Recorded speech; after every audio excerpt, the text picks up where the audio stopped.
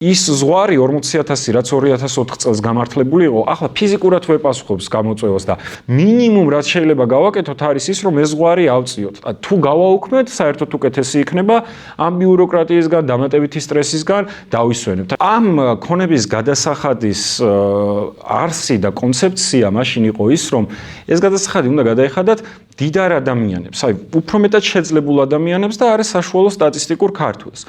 მაშინ 2004 წელს საქართველოში საშუალო ხელფასიც კი რო ავიღოთ, იყო 183 ლარი. და შესაბამისად საშუალო ხელფასი რო 183 ლარია, ბუნებრივია რომ ძალიან მცირე წილის მოსახლეობისა უწევდა ეს ქონების გადასახადის გადახდა. დანარჩენებს ძალიან დაბალი ხელფასი ჰქონდათ და ამ 40.000 ლარიან ზღვარს ფიზიკურად ვერ გადადიოდნენ. ახლანდელ რეალობას რო დაუბრუნდეთ, ახლა საშუალო ხელფასი არის 2000 ლარამდე. აქედან გამომდინარე, მაშინ თუ ეს მოდელი დიახ ზუსტად იყო რაღაც უფრო შეძლებული ადამიანებისთვის განპირობებული და შეძლებულ ადამიანებზე იყო მორბებული, რომ სწორედ მათ გადაეხადათ მცირე ჯგუფს, ხოლო დიდი ჯგუფი თავისუფალი იყო ამ გადასახადისგან.